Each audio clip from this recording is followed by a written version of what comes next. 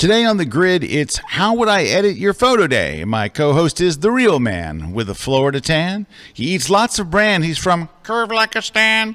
It's the real rocket man, Erik. Kuna is here. We got some awesome giveaways, and it all starts in just 22.6 seconds. The grid is brought to you by Platypod, the tripod alternative that is changing the world. Everybody has a Platypod. You should too. Go to platypod.com. Well, hey, everybody. Welcome to another live episode of The Grid. Where are my glasses? Uh-oh. I feel so odd. I just looked on the monitor, and I hold on. Where's hold my on. glasses? Boom. There it is. There we go. Welcome, everyone. Welcome to Mr. Kuna, who is here. The beautiful Kuna everybody. man. He's right over there in his Kuna world. What kind of, like, you look mini, I look big. You're also a little off center. Yeah. That's better. Oh, wait, There we go. there. Okay. Anyway, welcome. Glad to have you here. So, And okay, All look at right. that. We're approximately good. the same size, the same height. That's It good. works. That's good. All right. Anyway, got a big show for you today. It is our How Would I Edit Your Photos Day. So we asked our viewers to send in an unedited image. hopefully. No, they seem pretty unedited, yeah. And then I would open them and edit them like I would do in Photoshop or Lightroom or whatever it takes. Camera Raw probably, which is the same as Lightroom's develop module. So that way everybody can follow along. And we're going to do that today. That's what we're doing today. All right. And you'll probably have to jump over to Photoshop a lot less because we now have that masking. The masking tool. stuff. Yeah, I'm excited to use it. I'll hopefully be using some of that today. Less jumping over to Photoshop in the last few weeks. Less jumping, for sure. Absolutely. Yeah. A couple things. I want to show you a picture. Let me get it up here. Because last week, speaking of last week we did our blind photo critiques episode, and we looked at some flowers. And this is one I saw today in my feed, this is in my LinkedIn feed. And I was talking about how important it is to shoot flowers in nice light. And I said, buy one of these $9, one-stop diffusers. And then this came up, and I'm like, oh, man, I would have killed to have this last week because this is exactly what – look at the soft, beautiful light on an interesting flower with a simple background. It's a very simple, beautiful shot, and they're selling it. There's that person selling it at Fine Art America. And this is Diana Mary Sharpton, and she is obviously a very good photographer. And anyway, I saw this show up in my feed. If you want to buy this photo, you can go to Fine Art America, and she has the address here. Let me see if I can. Will I be able to zoom in on the address so you can see where to buy it? There you go. Right there. buff.ly/2HLP6NF. And that's the short link to buy that. But that's a beautiful photo. I saw that in my feed, yeah, and I'm like, the point being is that's what. Yeah, you need to take it that extra little bit of step. yeah, Soften your light, make it more interesting, and find a beautiful flower. Yeah. It starts with finding a beautiful Yeah. flower. Like that's it. You can make an average flower look better, or you can make a great flower look fabulous, which is what she did here. So congratulations to And Diana. that is a hard thing with photography. Very right nice. there is it's the hunt of finding the interesting subject. Yes, it's a big part of photography that many of us just try to like. And here's a shot of look at the old took this mill in my outside town. out, Yeah, it looks outside. like a mill. All right. So anyway, but today we're not actually critiquing photos. We're just editing them. So we're not going to say hey, this is wrong or that's wrong. But that's what we're going to do. A couple little bits of news. So I wrote a book. This is it right here. Whoa! It's called the Travel Photography Book. Now it is on press, and it's probably not going to make it for the holidays. It's just probably not. It's just supply chain issues, blah, blah, blah. The printer, blah, blah, blah. The printer promised they would have it on time and then said, we're not going to have it on time. Yeah. After we signed an agreement that said it would be done, it's just not. What are you going to do? So, but the ebook version of it came out today. So we're going to give away 5 copies. Ooh, 5. 5 copies of the ebook edition. And tonight I'm going to make some videos. I'm going to do some post-processing videos that go along with the book. Because there's a chapter on post-processing, and I describe it, but I'm like, just do a video. Here's the video.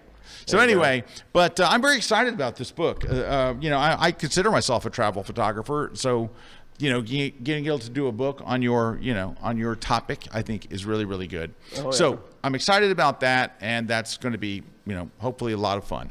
So that came out today. So we have some other prizes today. We have the Boris Effects Optics. We're going to be giving that away. So we got Boris Effects. Yes, Boris Effects. Awesome plug-in for doing all those cool Photoshop effects. And then we're also giving away a Platypod twin pack. Hey, by the way, look, can we go back to that webpage? I love the way they've done this, where they show you all the different looks from the same photo. Yeah, I really like that too. And that's the thing is, what I love about programs like that is you can apply those different effects and see them in real time. So you can see, oh, that doesn't look good. And I'll select on that. Oh, that looks good. Just like it's doing right there. So we're giving away also a Platypod twin pack. So we've got two Platypod twin pack. So twin pack.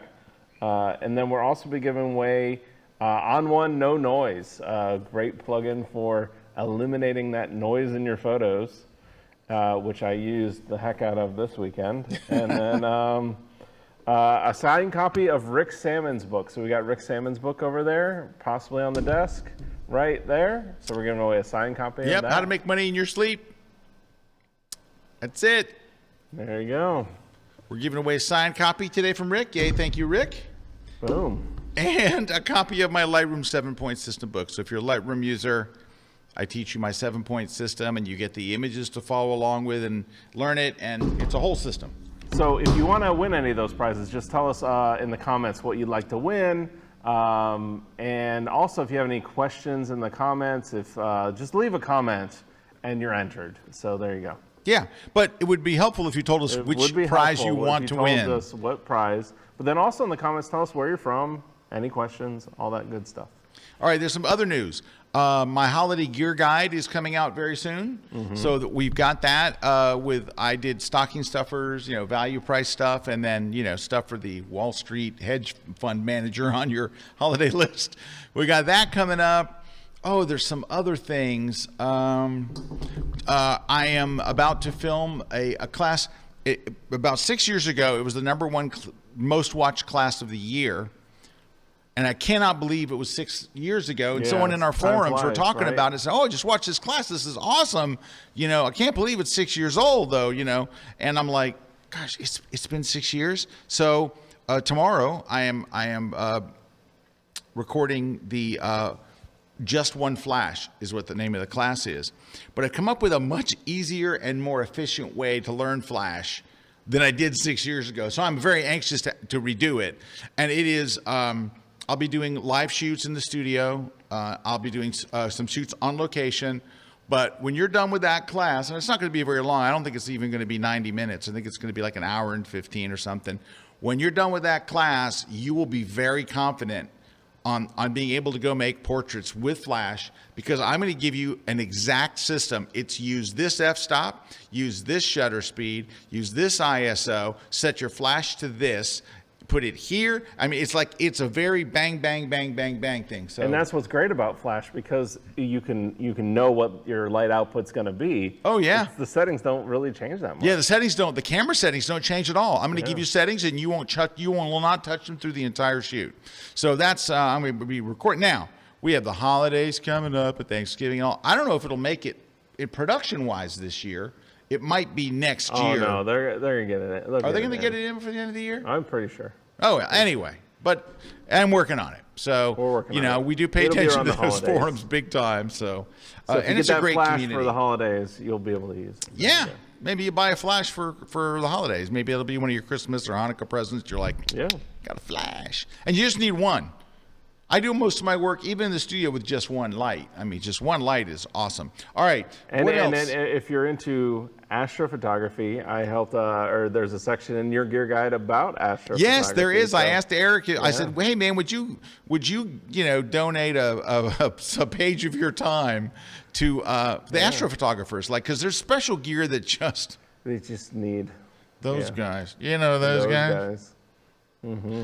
Special gear that those guys need. Hey, real quick, since you are one of those guys, you shot an air show this weekend? I did shoot an air show. Can you share a few pictures real quick? So, I went down to Stuart, Florida, about 3 hours away down there, and shot an air show. Showed up to do they had a night show and then stayed for the next day to do the day. And here's some images. So before I start, like all the shots. Oh, that's a nice one. All the shots here. Oh, that's nice. Are with, I challenged myself, took my old 7D and took a 5DS. So I took cameras that I normally wouldn't shoot for the air show, and I said, hey, what can I do with these? So there's that of the F-16 team. Is that what, Team Dragon? What?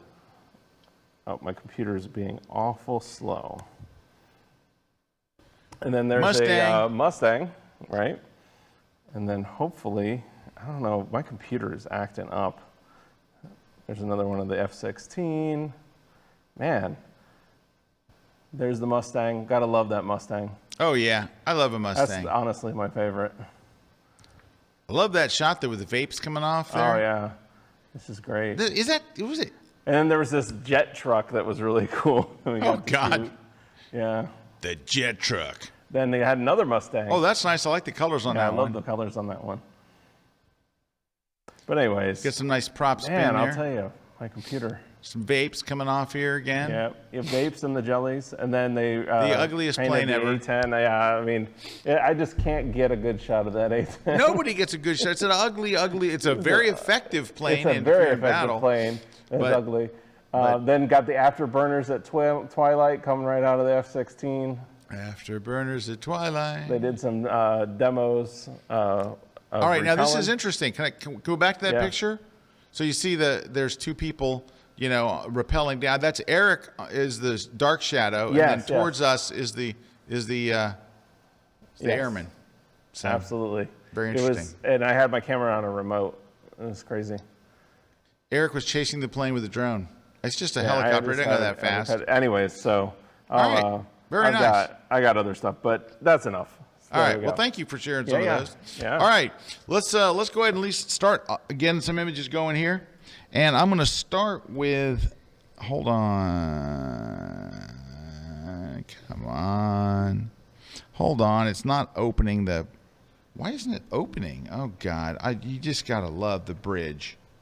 Freaking bridge. All right. There we go. We just manually did it. All right.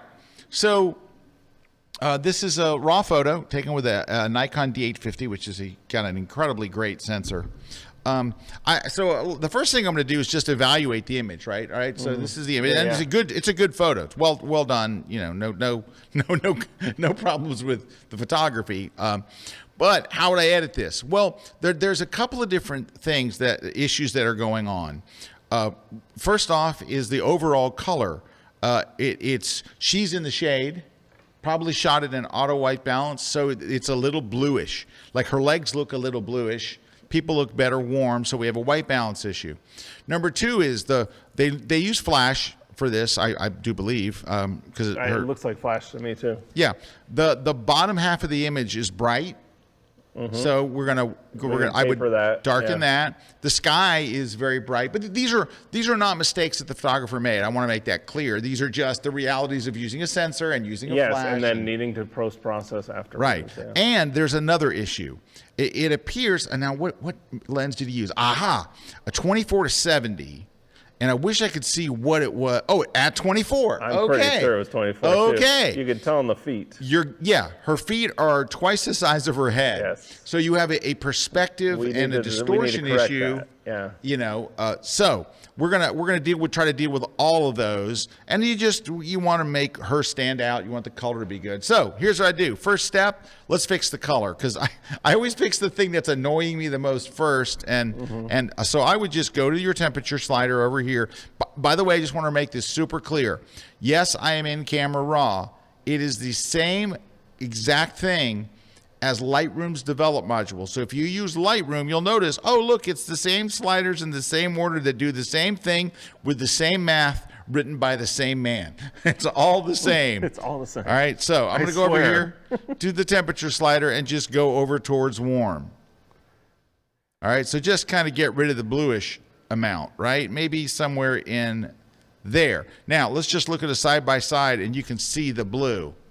So look how blue the rocks were. Look at her legs and can I zoom in a little bit?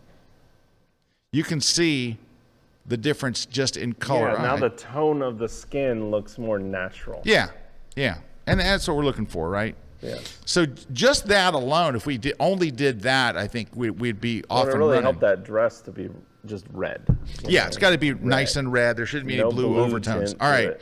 So I guess maybe next to the sky, you could just probably go to the highlights. Now, I don't know. I haven't tried anything on this image, so I don't know. I think this is going to be a good candidate for a sky replacement. Oh yeah, I don't know if we really need to do a sky replacement. Well, but let's just let me get out of this before and after nightmare. Here we go. I'm going to go to highlights and I'm going to pull them back to -100, and there you get some little sky back, right? Now, when you do that, you lose a little overall, exposure. So I might bring up just the midtones a bit here, just to kind of get that back. And if you really feel like we want to juice this, we could. Gosh, what are all these pop-ups coming up? I hate these little. We could use masking. Yeah, go to the masking tool. Go to a linear gradient, and I would just let's darken it a little bit, and drop that. Just darken that area up there. And while we're here, let's go ahead and drop it a bit and then add some blue. Go to the temperature slider here. Yes, that's a good cheat. Yeah, and add some blue and that might be a little too blue. So anyway, you get the idea. All right. So let's go back to the regular controls. Here we are. So I'm really concerned about this distortion issue that we're having with her legs and everything. So let's go down here to the optics. Let's turn on our lens profile. So you see how it was. So guys, if you can see me here on screen, when you're shooting with a wide angle lens, your picture, if you were to lay it flat on a table, right, it tends to bow. I'm bending it very poorly, but it bows out towards the viewer. So when you turn the profile on, it corrects that and flattens out the photo. I'm going to toggle the correction on and off. It's just a checkbox that says use, but you're going to see. Definitely look at the corners. Look at the corners. It just flattens it out. It's kind of bowed, and this flattens it out. So that's the first part of fixing it. The second part is, let's go to geometry, and let's just hit the A button for auto and see what it does. Because sometimes it does a miracle, and sometimes it doesn't. And it says, I can't do anything. You're on your own. It said, good luck. All right. Well, so that's then okay, though. I would go to vertical. So the vertical thing, so guys, watch here. The vertical thing will let you tip the photo this way. So you can kind of tip it like that. Well, I think it needs to be tipped back a little bit because it seems like the photo's coming at you. Like, look at her little head, and then you got, everything's. So I'm going to just tilt it. So let's do that. We can't go too far. Now, sometimes when you do this, you might need to go to the aspect and stretch it out a little bit more. And I think that's better. Let's kind of take a before and after. It's a little better. So it brought her head forward, which helps. Look at the size of her head on the left, and then the size of her head on the right.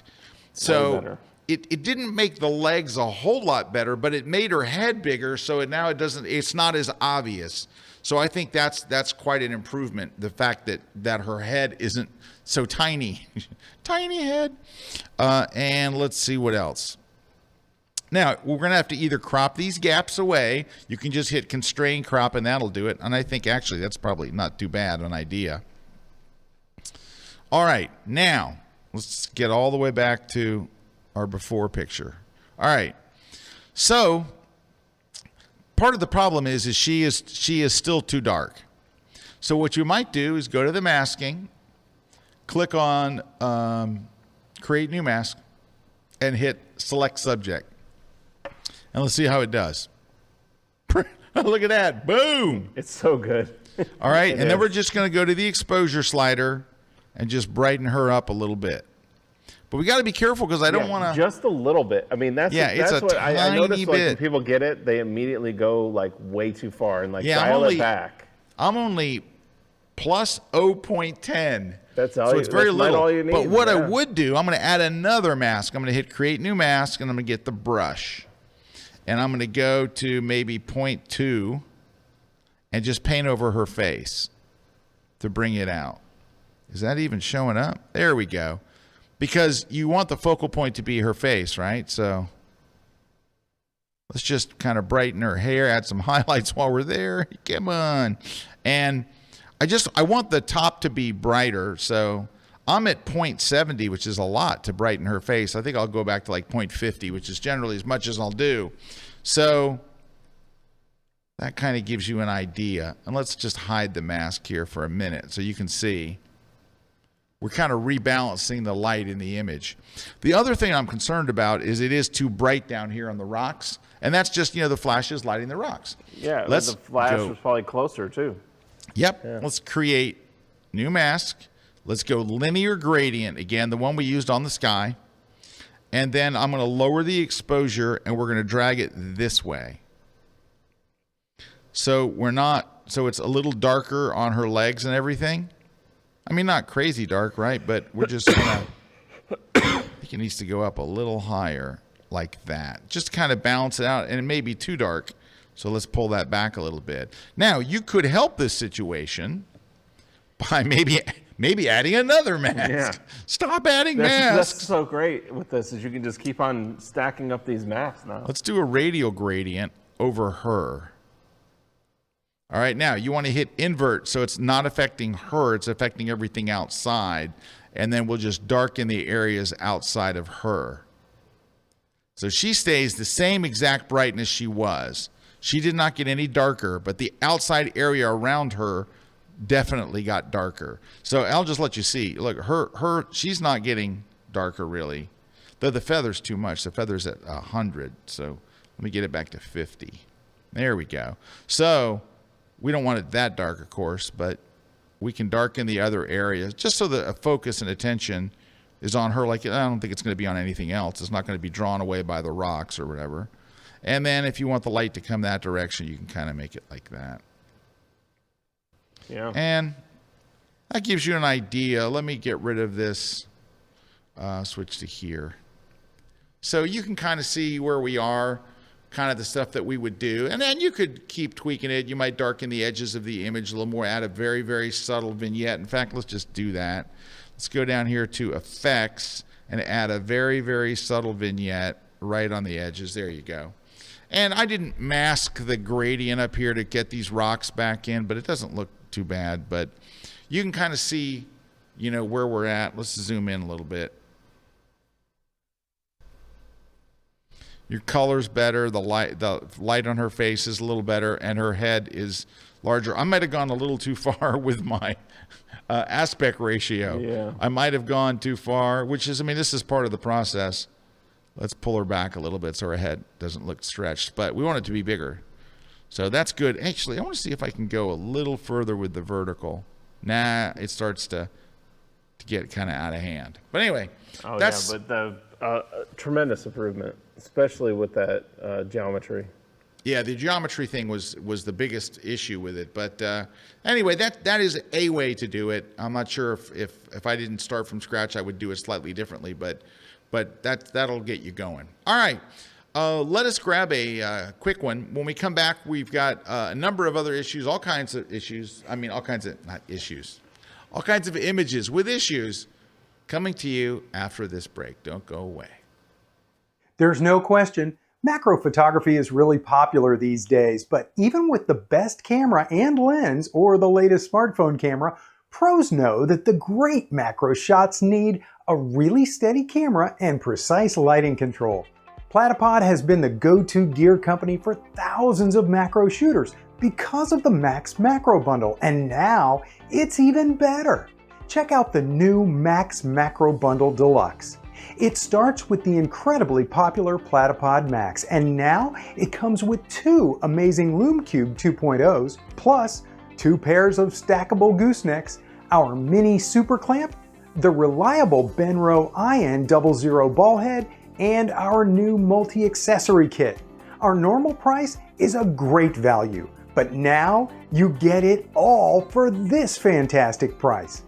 The Platypod Max, along with most any ball head like the included Benro unit, can handle just about any modern mirrorless or DSLR camera and lens. The two LumeCube 2.0s have 10 brightness settings, plus a low light mode, are submersible to 30 feet, are daylight color accurate with a 95 CRI at 5600 degrees Kelvin, come with a magnetic snap-in diffuser and warming filter, and they work with manual or smartphone control. Precision placement? No problem. With the 1/4-20 sockets on the lights, they easily attach to Platypod goosenecks. Mounted on the Max, that puts each cube light exactly where you want it. Or add our included mini super clamp to a gooseneck for even more versatility. The new multi-accessory kit comes with what you see here, like the grippy silicone pad, spigot adapter, a 36-inch cinch strap, and more, but I want to point out this cool ARCA-compatible disc. It's a round ARCA-style mounting plate, so you can spin it onto the bottom of your camera without any tools, and it fits on any ARCA-compatible ball head clamp. If you want to level your Platypod, there's even a bubble level in the plate. If you have a camera, the new Max Macro Bundle Deluxe is everything you need to get rolling with macro or product photography. This bundle and lots of other great deals are available at platypod.com. This segment of The Grid is brought to you by B&H Photo, the professional source since 1973. Ooh. Hey, we're back, Scott, here with Mr. Kuna. We're looking at images. You guys ready to roll? Yeah. You know, there's something else that I wanted to mention today, and I cannot think of what it is. What was it? I don't know. Okay, next image. Here we go. So, landscape image. Nicely done. So, good photo. And lots of things we can address in post, right? So let's go ahead, and the very first thing that I would do is, this is a landscape shot. They were kind enough to send me the raw photo, so I can use a raw profile. Instead of using the one that Adobe gives you, the default, which is never, the defaults are always very conservative and kind of meh. I would go and choose Adobe Landscape. Let's just choose that, and it should have a difference in the photo. Let's see. Oh yeah, look at that. Yeah. So here's the default, and then you choose Adobe Landscape, and everything looks more contrasty and more colorful. Yeah, and pops. Yeah, it just pops. So that's a nice, just easy fix right there. Next, I would go to the whites and blacks. Now, if you hold the option, oh my gosh, stop. If you hold the shift key, you'll notice that whites and blacks change from whites and blacks to auto whites and auto blacks. So just double click or click on the word auto whites and click on the word auto blacks, and it sets your white point and your black point for you. And then you can decide, now that your white point and black point are set, which means it tries to choose the whitest. It makes the brightest part of your image as bright as it can get without clipping the highlights. Then it sets the shadows as dark as it can get without starting to clip the shadows. So once you do those two, you've set the tonal range for the image. You've expanded the tonal range. Now I come to exposure and decide, okay, do I think the photo at this point is too bright or too dark? And I think it's too bright, so I would lower the exposure a bit. Now, the image looks kind of flat, and it looks kind of hazy. Yep. So I'm just going to go straight to dehaze and drag it up to bring back. Look at it cut through the haze. Is that crazy?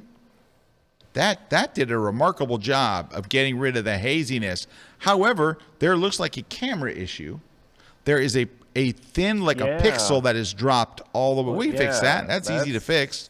But there is, it certainly looks like an issue. Yeah. All right. Now, the sky, let's add some more contrast too. Add a little more contrast. There we go.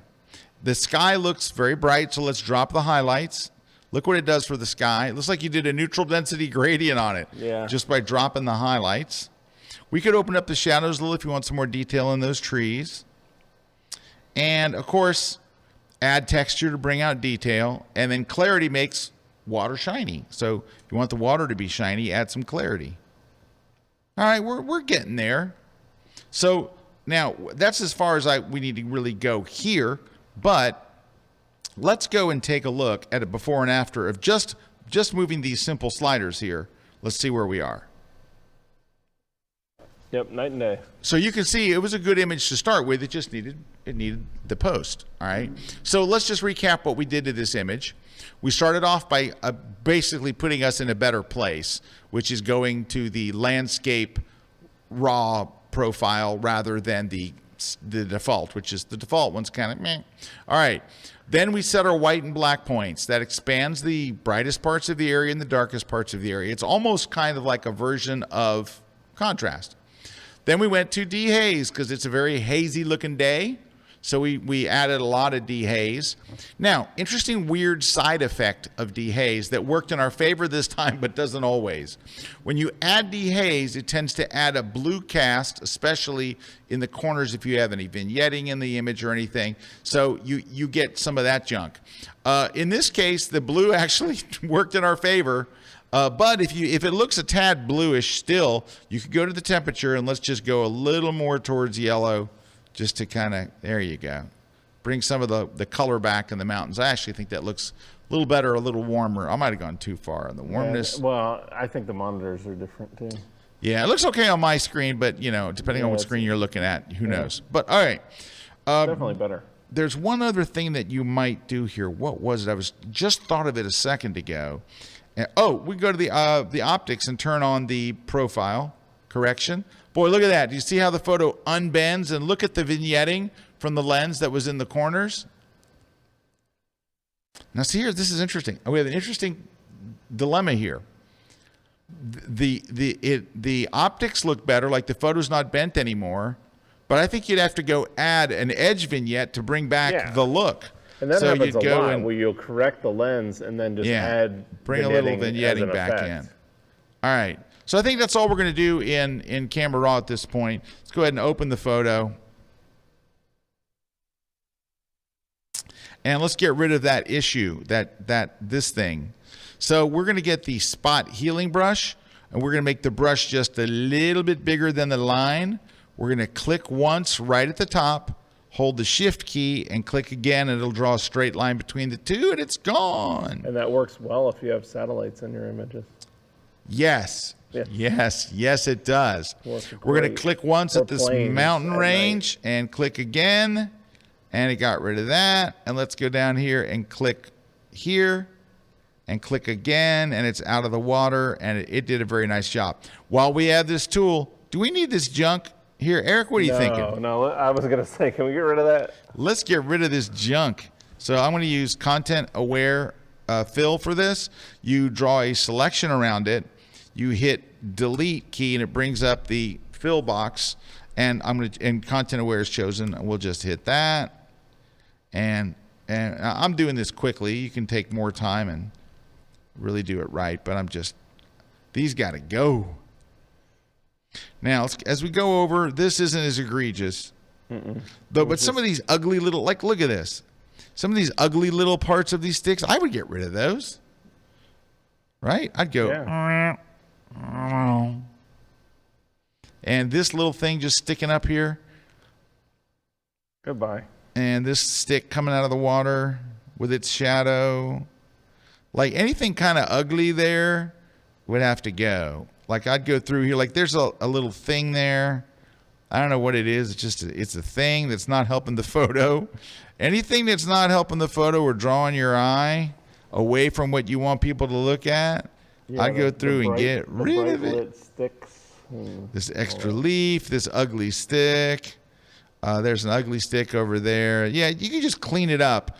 And then in the foreground, I would just click off all these little garbage. There's little things floating in the water. It's not garbage. It's just stuff. Yeah, it's like leaves that have fallen in the water. Yeah, I would just go through real quickly, and if there's anything there that's drawing your eye, just get rid of it. One click with the healing brush. Literally, it's just one click. Just go over it and click.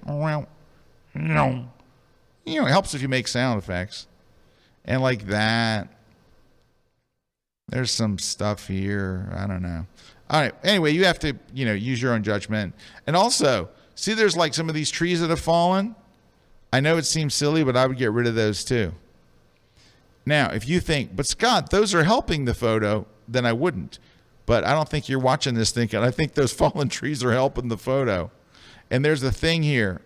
I don't know what it is. There's a thing here. I don't know what it is either. But I know this. It's not there anymore. Okay. And then the last step would be to sharpen it. Since we're already here in Photoshop, let's go Filter, Sharpen, and go to Smart Sharpen. What? Yep, Smart Sharpen. It's smarter. And whoa, that's a lot of sharpening.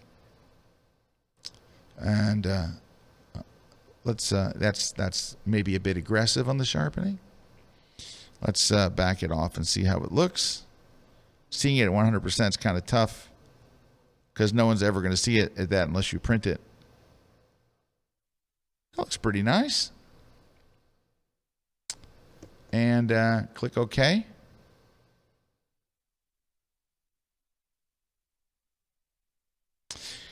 Now, I'm going to share with you a thing that I do sometimes at the very end of a picture. I'm at the very end and I go, what would it look like if, and here's what I do. I duplicate the layer in Photoshop, just duplicate it, and I change the blend mode to multiply to where it's nice and dark, and then I can either lower the opacity and kind of dial it in. See, I like it better there, whether it's a little darker and a little, I don't know, where you're thinking. Yeah.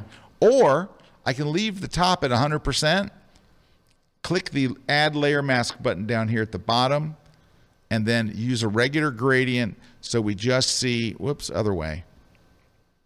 So the darkening is just applied to the mountains. I don't really want to apply it to those trees. So something like that. So you see how it's just darkening the top? But these are something I kind of do at the end just to kind of double check myself. And so that would be my final image, I believe. And let's go open I'll up. tell you what would make it like totally crazy is replace the sky. Oh, yeah, replace sky? Yeah. Yeah, we can do that. Let me reset this to our default so you can see where we started. So there's the original, and there's the edited. So it was a good picture. Just got to kind of use Yeah, I think they were post-processing. dealing with like serious haze or serious smoke, too. Now, Eric, You can. little sky replacement. Under the edit menu in Photoshop, choose sky replacement. We're not going to use the sunset Don't sky. use sunset sky, No, though. not sunset sky. No. These are the sample skies that come with Photoshop. But So still, that little bit of texture up in the sky. And then you can even change the tone of it. All that. oh yeah, no, you have a lot of control over Out of it. control. But you gotta. This one's got a reflection, so you're gonna have to. If you do Yeah. add one of these skies, you're gonna have to kind of. Well, that sky you were just on, there is a little bit of texture already in the reflection there. Yeah, so you'll kind of have to. But anyway, you get the idea. So I don't know. I don't think that would be the sky I would choose, No. but yeah, whatever. Okay. Whoops! I just did something horrible. Perfect. Print it. Perfect. Print. All right. Let's grab another one. All right. All right. Give me a sec to pick one. Hang Yeah. on. Give me a sec. See. Oh, I got a question, or somebody has a question. Yeah. JD has a question and asking, but camera raw sharpening is different from Lightroom. Is that correct? And no, I mean That is they're not correct. They're the same. No. So the sharpening in Lightroom is the sharpening from Camera Raw. So Camera Raw was born first, and then when Adobe made Lightroom, they took Camera Raw and they dropped it into Lightroom. It should have the same name. It should be just called Camera Raw, but they decided to call it Develop, which is fine. But it is the same. It's the same math. It's the same sliders. It's all the same. There's not like the sliders in Lightroom do one thing. It's the same person wrote it. So Camera Raw was written by Thomas Knoll, the guy who wrote Photoshop, also wrote Camera Raw. So there you go. Hey, I got another question though. Yes, another question. I think this one's going in a different direction. Mariana Dent said, does holding the Shift key in Lightroom's Develop module do the same thing when you were doing the auto? Yes, it does. It does the exact same Yep. thing. It's the same thing. I'm Come on. they're just the same thing. Like, It's just the same Think of thing. the Develop module as Camera Raw. Camera Raw, Develop module. Develop It's module, the Camera same Raw. thing. It's the same I thing. mean, that's what the Develop module is. It's just Camera Raw in a different shell. All of this is true. I got another photo. Let's All right, go. let's do it. All right. So we have this very cool photo. This is a really, I like that. I know, it's really cool, right? I So, mean, this is going to go somewhere. well, I don't know. We're going to find out. This is going to go somewhere. So let's go to, let's try Adobe Landscape first. Oh, geez, look at that. I mean, that's the raw file. Yeah, that's the raw file out of a Beautiful. 5D Mark III. Look what it did for the sky and the barn. Both of them look better. The grass, everything looks better. Yeah, everything's better. All right, Everything's now. better with Adobe Landscape. All right, now, you could, if you don't know what to do, or you don't know where your starting place is, go hit auto.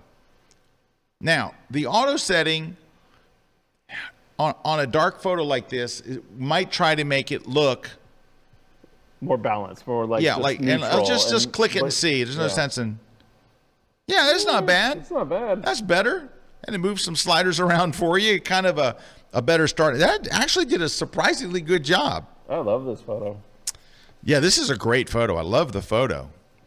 So, It has so many good things. well, this is interesting. I really like the photo like it is.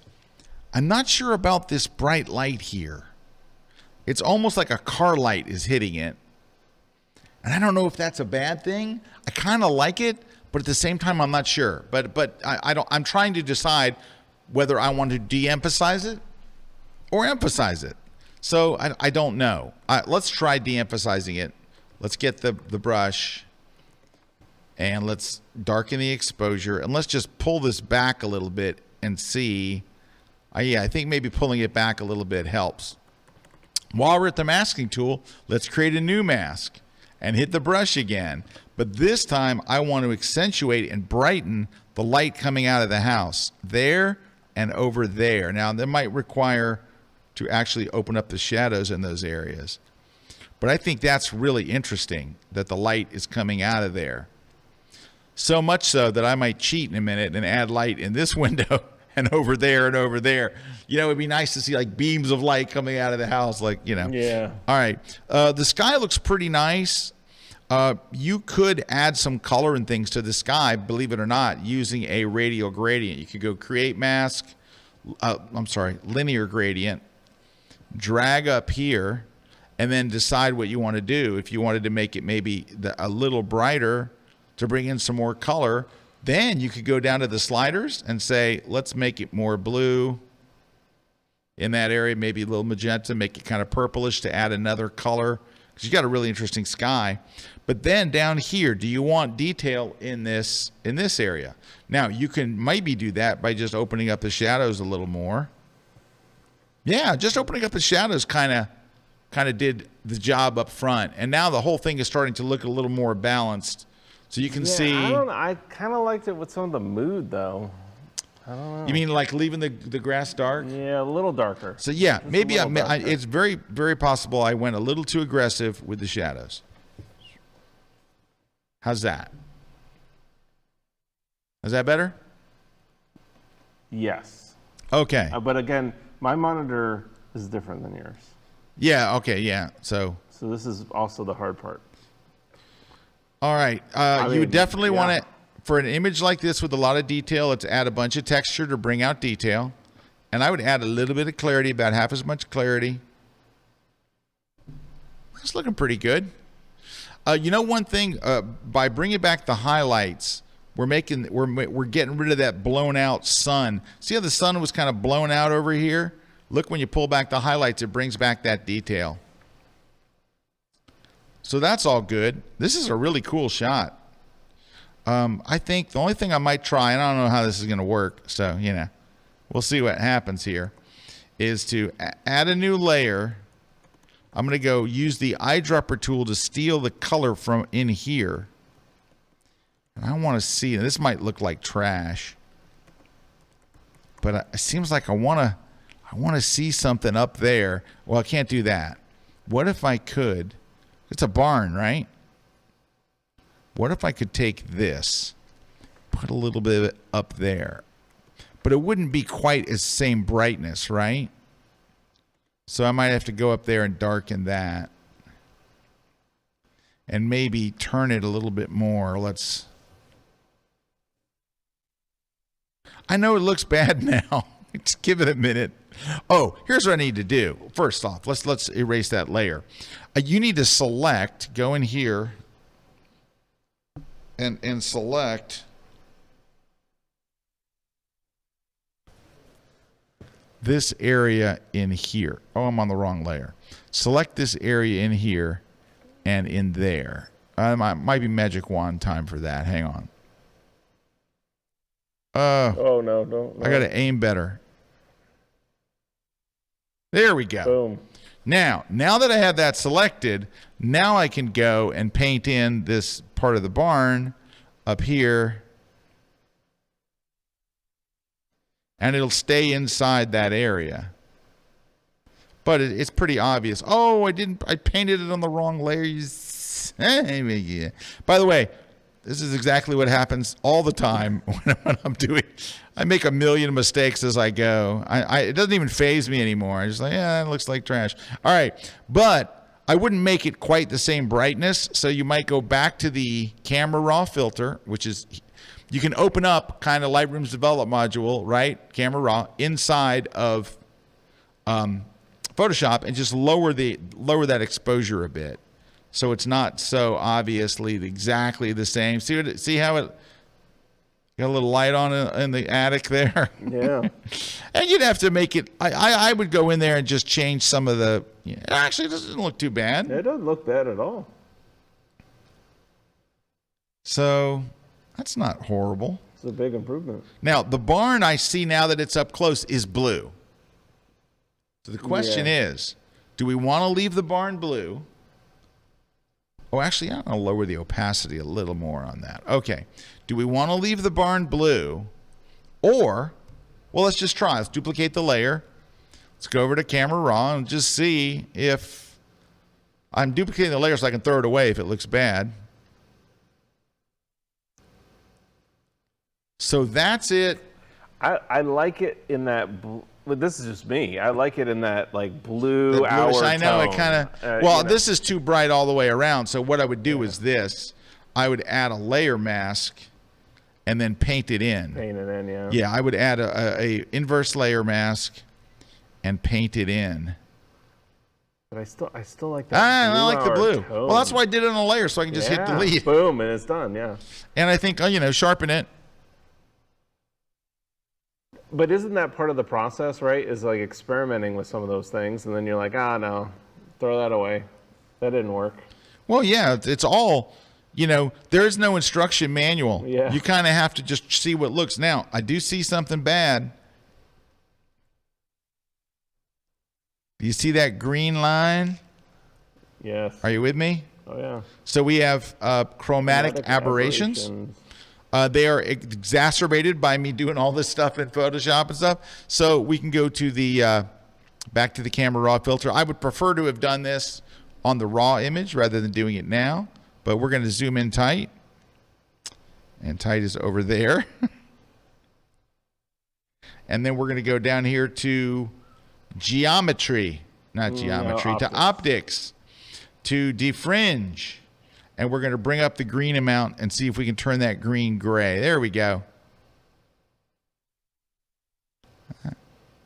That did it. You can even hit that eyedropper and yeah, you could take the eyedropper and just hit that green and say, this is I'm targeting that. And that didn't work very well at all. No, that did not pick up that. Yeah. So anyway, there's one more thing we can do. We got rid of most of the fringe, but I can still see it's like a glow happening over there, right? Mm-hmm. You guys know the get rid of the glow trick. Get the rubber stamp tool, switch your blend mode to darken, go over here, and by the way, switching to darken mode, here's what that does. It tells Photoshop, only affect pixels, only clone pixels, or affect them, that are darker than where I sampled from. So you're going to option click in the sky, then you're going to go to this dark house, and when you paint, it's only going to affect the whiter pixels, the glow. That's how that darken works. So let's do that. Option click over here, go, and then it paints right over. Look at the green edge go. It's gone. And the little glow, because it was glowing outside. There we go. Look at that. It's a bloody miracle. All right, and up here you got some green. It's not looking good. Oh, we still had some work to do with our chromatic aberrations, obviously, but we can get rid of most of them. But just let's look at that area that we just did. And let's go to our history panel so we can see before we started cloning. And those problems are there, more prevalent. Look at that glow. Yeah. I didn't do a super detailed job there. Yeah, but it's night and day, especially if you come out. If you zoom out, you're going to notice it a lot. But this is a super cool shot. Super cool. Yeah. Super cool shot. And, maybe something like that. Now, there is one more thing we could do, Eric. We could do this. We should replace the sky. No. No, we're going to enhance the sky. Replace the sky. It's a great sky. I love that sky. I hope they took a shot of the sky. No, I hit sky replacement. That was completely wrong. I went to the wrong place. All right. What I want to do is select sky. It's under the select menu. Select sky. Put it on its own layer. Then I would go filter, blur,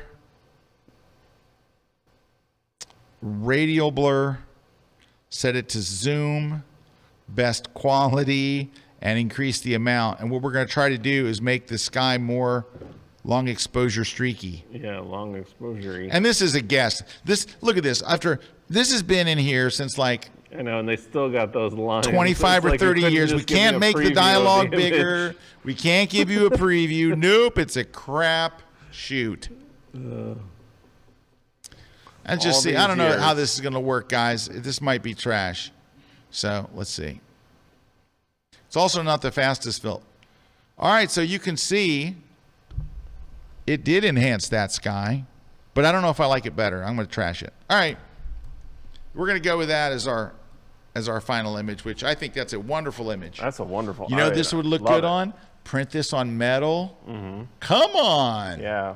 Metal. Colors of pop. Metal. Hey, but I do like the second story. I like the second story. The second story light definitely second story makes window. I mean, you could even take it. You could do all the windows. You could do that. What you could do is that same color. You wouldn't be able to have any detail, but you could put that same color here, like maybe a little in that doorway and up there. But I still think the three is better than two anyway. Odd numbers look better in photos. It's great. All right. Hey, we're going to take a short one. We're not out of time, are we? Oh, we're always out of time. Are we really out of time? Yeah. That's how it goes with these shows. Well, we're going to do another one anyway. Yeah, we're going to do another one. We got to take another break anyways. We'll be right back. Do you want to make your images look more interesting? Well, that all comes with creative lighting. In my course, we will talk about different ways to modify light. We're going to block light. We're going to play with shadows. And we're going to paint with light. Super fun. These are all techniques that'll help you mold and craft your lights so that you can have more striking and dynamic images. Come join me in my class about creative lighting here at kelby1.com.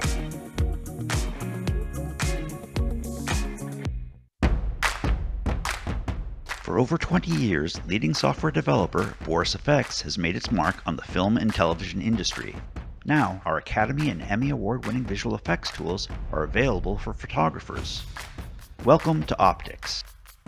Optics is a collection of 160 filters for Photoshop and Lightroom. Simply apply the effect and launch the interface. Optics features thousands of customizable and creative presets for photo editing and effects layering. The top tools include lens flares for cinematic looks, realistic night skies with star fields and moon generator, add lightning with on-screen interactive control. The Easy Mask tool creates masks with just a few clicks. Optics is available now as a plugin for Photoshop and Lightroom and includes the standalone application for macOS and Windows. Get Optics now for 25% off. Visit borisfx.com, add Optics to your cart, and apply coupon code KELBY25.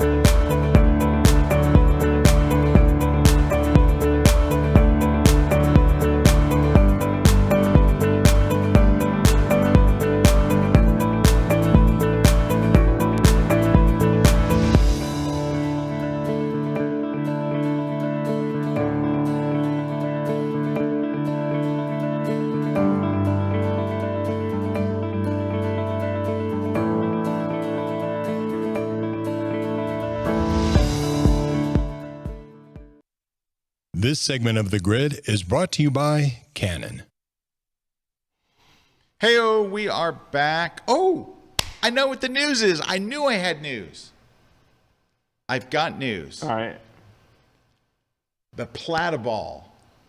The Oh, first yes, shipment yes. of Platyballs arrived. Yep. And I talked to Larry, Larry T. He's been on the grid before. And he said, Scott, they came out like it was worth the wait. They are perfect. They don't move. They're like, he was so thrilled. Like he was just beside himself. The very first backers who bought here on the grid are the first people to get them. Now, he knows that shipping from where they were made is out of the question. So he is FedExing them. So he's got the first, I think he's got 65. Those are going out to the first 65 people. In 5 or 6 days, via FedEx, he gets another batch and he fills the rest of them. And the very first people that get them filled are the people that bought in the Kickstarter thing at the very beginning. Awesome. So the Platyballs are here, and they're coming. He's such a pain in the butt about how great they have to be. He's just like a real pain. He's like, dude, these are the quality of $600 ball heads. He really is just a stickler about quality. It's such a neat principle because it really is like it makes sense to invert the ball head. Yeah, I'm surprised that no one has done it before. But anyway, the first ones are coming. It's been a minute, but I think it'll be worth it. I'm excited to get mine. Yeah, exactly. And anyway, cool. that was. I knew there was some big news. There you go. That's big news. Biggity big. So if you don't get yours this week, you'll get them next week. Right? Yep. Okay. So you got one more image. One more image? I'm going to do two. All right. So first in one's between, really quick. We'll do the prizes. So if you want to enter the prizes, this is your last chance. So all right. This first photo is a disaster for many reasons. Oh, First off, there's not enough retouching in the world to fix this guy. This is terrible. Look at that crooked horizon line. Everything is bad in this photo. It is just an abomination. I don't know who this guy is unless it's Dave Williams. Yeah, and how he got all the way. To the Faroe Islands. Faroe Islands. So first thing, here's just a couple quick things to do. First, we got to fix the crookedness because that drives Erik and I crazy. So we're going to go to, not optics, not the fringe. We're going to go down here to geometry. And there's a slider called rotate. Whoa, whoa, whoa. That was easy. Hit the auto button. And then here's what you really got to do. Let's hit contain crop. What you got to do is this. The biggest issue with this image is go get the spot healing brush. Make it a bit larger. Okay. Just take that guy out. Yeah. He's destroying this photo. Yeah, if he was out of there, that was a beautiful waterfall. It is a beautiful waterfall. I saw it myself. Oh, you missed the middle right there. Tell me that's not 1,000 times better. Oh, way better. Anyway, that's our friend Dave Williams, who thought he'd be funny submitting one of those. We love Dave, though. That's all a joke. Okay. Yeah, and Dave's over in the... Dave's in the Faroe Islands, apparently. The Faroe Islands. Took the van over there on a ferry. Did you take the van on a ferry? Yeah, that's what I saw. Yeah. Wow. So here we have a very nice image. This is the Leading Lines Award winner of the year. So, this is the raw photo, and just like evaluating it, it's crooked. Good sky. Blue color cast. Very typical. Yeah, the whole image has a blue color cast. Yeah, so let's do with it what we can. Let's go open it. It's a JPEG, so I'm just going to pop it open in the camera raw filter here. There's already a JPEG. And it's definitely so we're gonna go to optics and it's a JPEG, so I can't apply a profile to it. But we can go to geometry and hit the auto button. That doesn't work. How about rotate? There we go. Now this is weird. Look, I have the horizon line straight, and the building or the lighthouse is crooked.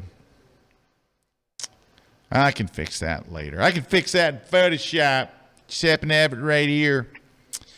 So let's hit the We don't have the auto crop either. So we're going to just need to go to Photoshop. Well, I'm going to go to basic panel. Yeah, let's do the corrections. And let's get the color right. Let's get the color over towards... I'm looking at the tower, and I think the tower should be white. Right? Definitely. Am I thinking right there? Yeah, I mean, that's definitely... should be... It looks like a white lighthouse. I'm not sure I nailed the horizon line on this. Might be need to go back a little bit. Oh, maybe too far. How's that horizon line, Kuna? It looks good. You know, there's a weird thing on the left in the horizon. I think it's a cloud bank that kind of fools with you too. Yeah, I know. It's kind of a bit funky. And but now that's where you could fix that in Photoshop. I don't have Photoshop. Let's hit the auto button, see what that does. It didn't do a bad job, except for the sky looks turquoise. Yeah. So let's go to our overall color, and I don't want a turquoise sky. I think we might have to deal with that sky separately. It's like it's not turquoise, but it's not a realistic blue, I don't think. We could do some texture and clarity. And oh, I got something we could do. Ooh, I got something. First, let's add the clarity to make the water a little shinier. Add the texture to bring out detail. I'm thinking, let's go ahead and click OK. Horizon line has me concerned, but let's just crop this in a tad. I think I would crop this more. I think I would come in and get rid of some of that stuff over there that's not really helping our scene. Helping. And you've kind of got a rule of thirds thing going on with this. Now, to fix this is going to be... really helped. Yeah, I think that just helped overall, but this lighthouse... It helps with that line around the coast. I'm wondering if I can just grab this part of the lighthouse, put it up on its own layer, so you just have the lighthouse, and then kind of tweak it over a little bit. Like, would anybody notice? I think that's better. Nobody's going to know. You don't want people falling out of the lighthouse. It's tipping over. All right. And you might have to go in there to make sure it looks all okay, but I think that's probably okay. All right. So, oh, by the way, just to explain to you what I did, I went to free transform. I held the command key on Mac, which would be the control key on Windows, and that lets you skew the image. So I skewed it a bit that way. Just cheating it back. Just cheating it back a little bit, and then it's on its own layer so you can see what we did. Now, if you went in here, you'd probably have to get the clone stamp tool and fix it a repair little those bit. edges, but it's going to be minor. Clear. Yeah, but it's going to be pretty minor. All right, now, you see this guy sitting here kind of like, what? Or it's a woman, I think. I would get the spot healing brush tool, and I would go right over her like this and say, au revoir, madame. Now, that did put a kind of a break in that, area. So go get the clone stamp tool, set to normal, and let's just rebuild this little part that's missing that we just erased. Very easy. And do the top of get the rope lined up and fix that. So a little bit more maybe. And you probably got a little more cleanup here to do, but I'm not going to bore you with that, but we're going to clean up a little bit. All right. The other people down here don't bother me, but her being there by herself was kind of annoying. And let's see what else. All right, I got a trick. I don't know how this is going to work. We're going to try it. But I want to make it fall over here. Not falling over. I want it to look like fall. Fall. So you want to do fall colors. Yeah. I'm going to duplicate the layer. I'm going to go change my image mode in Photoshop to LAB color. Don't flatten. Then I'm going to go into the image menu again. Go to apply image. I'm going to switch my blend mode to overlay, and I'm going to choose for my channel B. So it's just those two things: blend mode to overlay, channel to B. And if it goes well, the trees on the right will look like fall. And the rest of the image will be a mess, but the trees will be fall-ish. So let's see. Oh, yeah. Oh, yeah. Now, I clicked OK, and I shouldn't have done that. Let's go to Apply Image again, Overlay in B. This opacity slider is the amount, and it's a little punchy. So let's just take it back a little bit. I lowered it to 75%. Okay? Then what I would do is hold the Option key on Mac, which would be the Alt key on Windows, hide that fall color behind a black mask. So it's hidden, so we get the brush and we paint in white, and then I would paint just the trees back in, because it made everything else look kind of funky. But I don't want everything else to look funky. I just want the trees to look more fallish. And I think that, oops, my opacity's low. I was thinking it should be punchier than that. There we go. Now we got those fall trees. Didn't even have to travel up there. There we go. That's better. Now we got to deal with that turquoise sky. Yeah, the turquoise sky is really disconcerting. Driving me nuts. It's also causing the water to be kind of. Ugh. Well, so this is interesting. Let's duplicate the layer. So if I mess up, I can just throw it away. Let's go back to regular RGB mode. Don't flatten. And let's see what we can do with the color. Now, one thing we could do for that turquoise sky is we could put some blue into it and see how that looks. Well, now, of course, it's affecting the whole image, but at least you're kind of getting rid of that turquoiseness.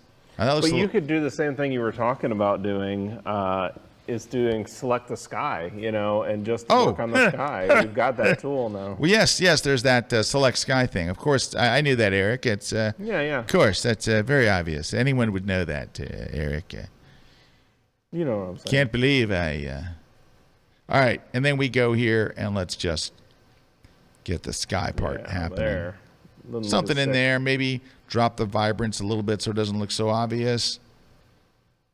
I'm not loving that blue, but that's what I would do. I would just work until I come up with a blue that looks a little fakey to me. I don't know, the blue. Yeah. Well, especially, and that's where you would have to select some of that water, or you would have to. Water's picking up the color from the sky. So let's do this. Let's add a new empty layer. Flatten that. Add a new empty layer. Go get the eyedropper tool and steal some of the blue, the most obvious color kind of blue, right? Then, in this new layer, you're going to paint over it with that blue. And now the color matches very well. And there you have it. Print it. Print. Done.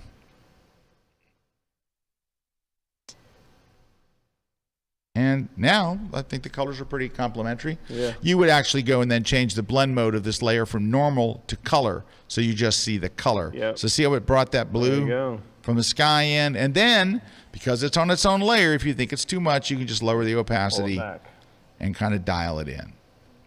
So, this is not my best work. It's okay. It also was a hard one too. It's a good shot though. It deserves better post processing than I'm actually applying that. There's other stuff you could do, like simplify the frame. Where it would be really good is like taking some of that, like around the lighthouse. There's that sand. Getting rid of all that. You could also just fill that in and make it like, I don't know, it'd be more simple of a frame. Let me bring this photo up again. Hang on.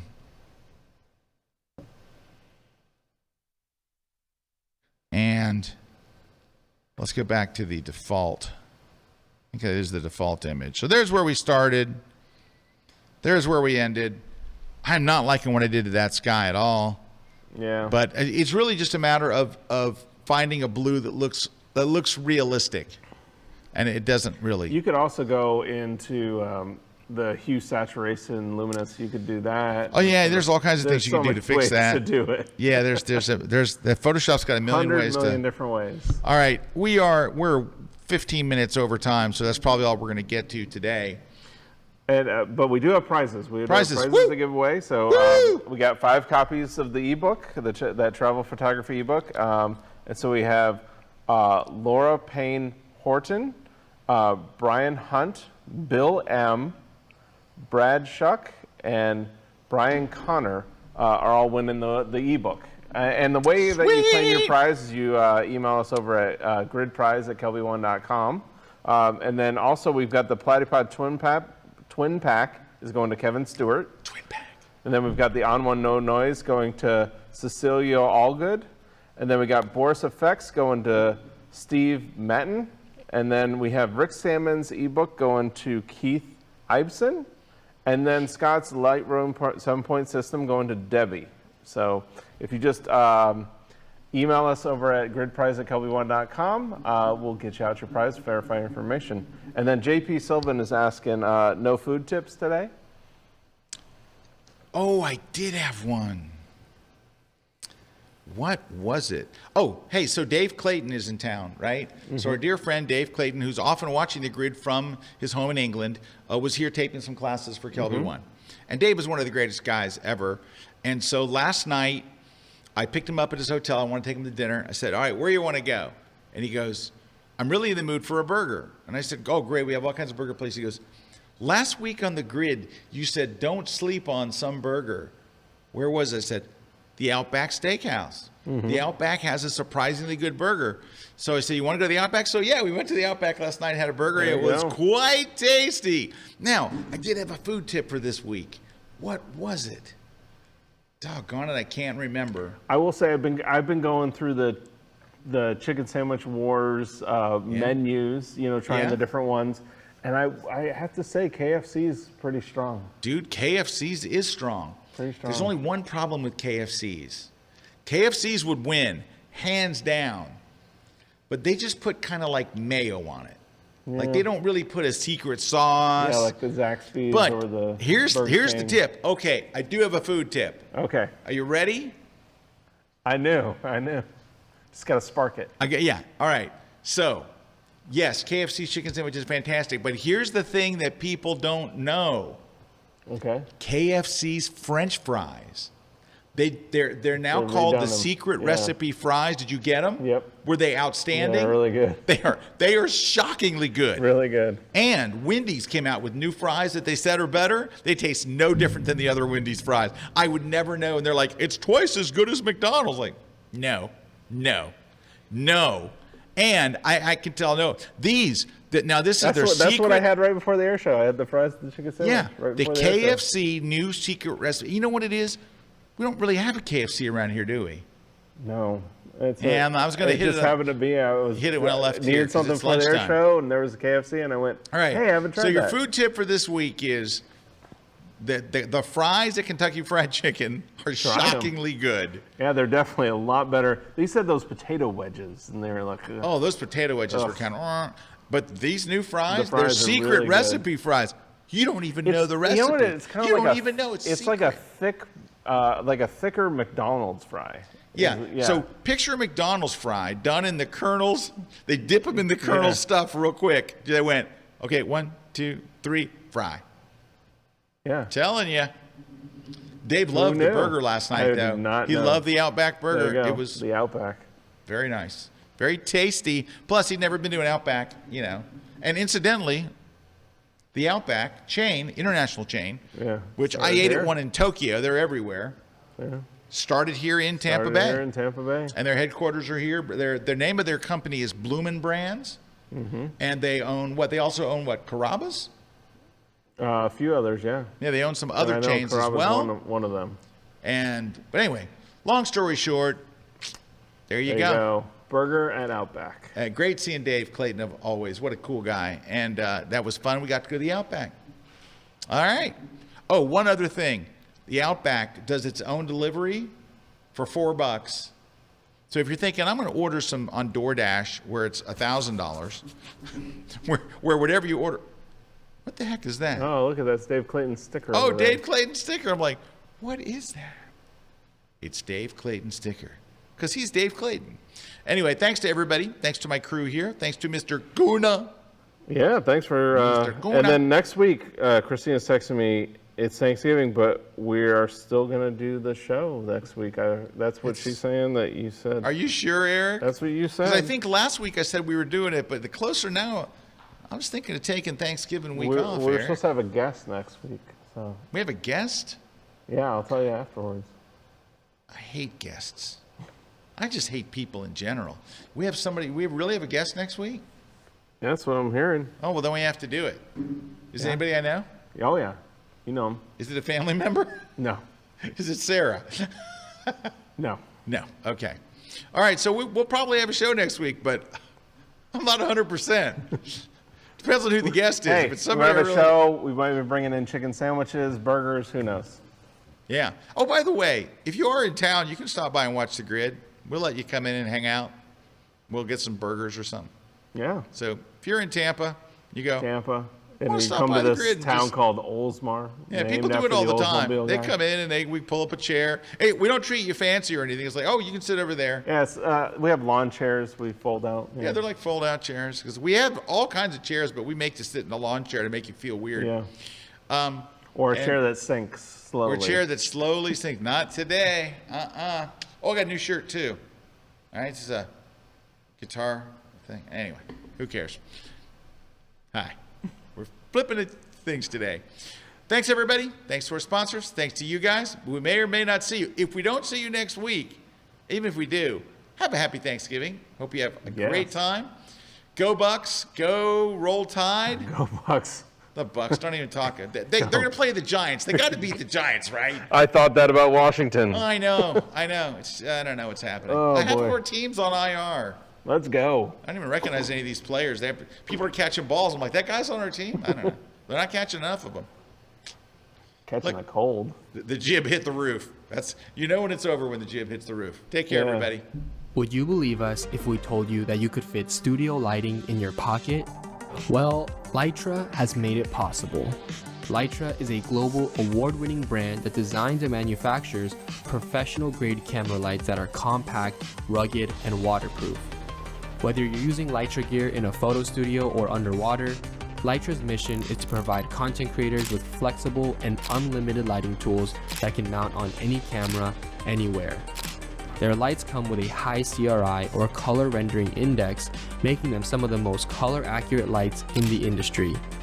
Due to the light's compact and rugged design, photographers are able to use the lights in ways that their studio lighting never could. Lytra has also made multiple lighting accessories available to fit your every need as a creator. Whether you're shooting portraits, nailing a product shot, or even flying your drone, they have got you covered. Lytra enables photographers and filmmakers to focus on their craft and create something beautiful. What will you create?